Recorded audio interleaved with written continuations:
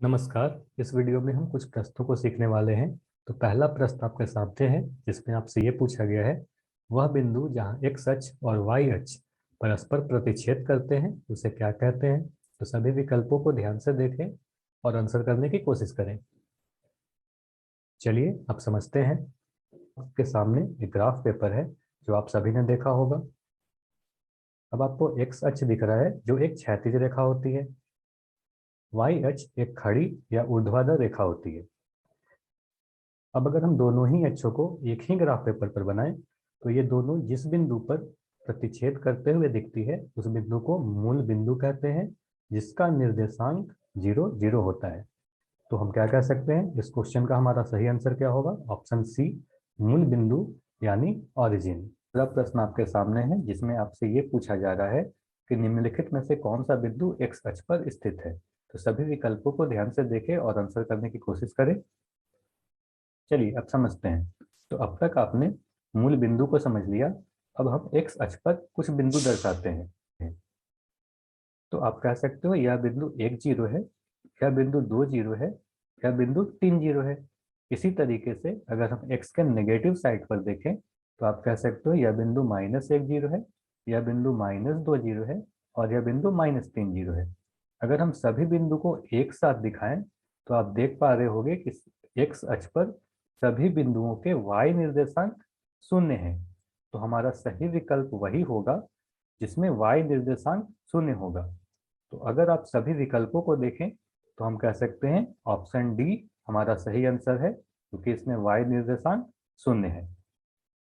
चलिए तीसरा प्रश्न आपके सामने है और आपसे यह पूछा जा रहा है, बिंदु P3 4 की y अक्ष से लंबवत दूरी कितनी है। तो सभी विकल्पों को देखें और आंसर करने की कोशिश करें। चलिए अब समझते हैं। तो अब तक आपने मूल बिंदु को समझ लिया और दोनों ही अक्षों के बारे में पढ़ लिया।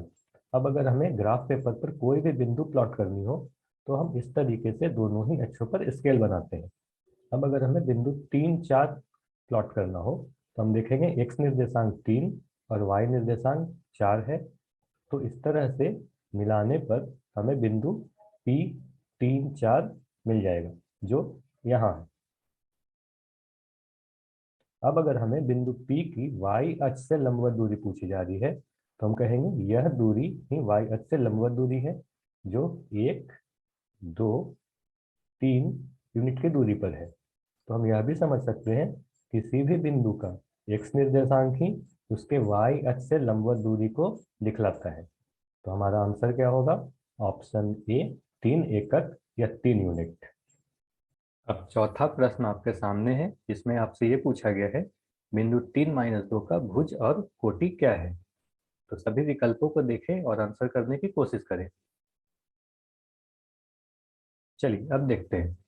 तो भुज के बारे में आपको पता है, किसी बिंदु का एक्स निर्देशांक भुज कहलाता है और किसी बिंदु का वाई निर्देशांक कोटि कहलाता है।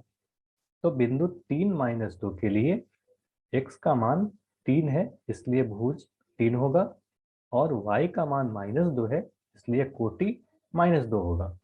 तो सभी विकल्पों को देखें तो हमारा आंसर क्या होगा? ऑप्शन सी, भुज यानी एब्सिसा 3 और कोटि यानी ऑर्डिनेट -2। आइए अब हम आखिरी यानी पांचवें सवाल को देखते हैं, जिसमें आपसे यह पूछा गया है कि बिंदु P2 - 4 कौन से चतुर्थांश में स्थित है। तो सभी विकल्पों को देखें और आंसर करने की कोशिश करें। आइए अब हम इसका हल देखते हैं। तो आपको पता है एक्स और वाई अक्ष किसी भी कार्तीय तल को 4 भागों में विभाजित करता है, जिसे हम प्रथम, द्वितीय, तृतीय और चतुर्थ चतुर्थांश कहते हैं। अब आपको यह भी पता है कि पहले चतुर्थांश में एक्स और वाई दोनों ही निर्देशांक पॉजिटिव होते हैं। दूसरे चतुर्थांश में एक्स निर्देशांक नेगेटिव और वाई निर्देशांक पॉजिटिव होता है। तीसरे चतुर्थांश में दोनों ही निर्देशांक नेगेटिव होते हैं और चौथे चतुर्थांश में एक्स निर्देशांक पॉजिटिव और वाई निर्देशांक नेगेटिव होता है। अब अगर हम दिए हुए बिंदु P2 - 4 को प्लॉट करें तो आपको दिख रहा होगा कि इस पे एक्स निर्देशांक धनात्मक और वाई निर्देशांक ऋणात्मक है। तो हम कह सकते हैं यह बिंदु चतुर्थ चतुर्थांश में स्थित है। तो हम कह सकते हैं यह बिंदु चतुर्थ चतुर्थांश में स्थित है। तो हमारा आंसर क्या होगा? ऑप्शन डी, चतुर्थ चतुर्थांश। आइए अब इस वीडियो में सीखे हुए सवालों के आधार पर इन दो सवालों को हल करें। प्रश्न 1, प्रश्न 2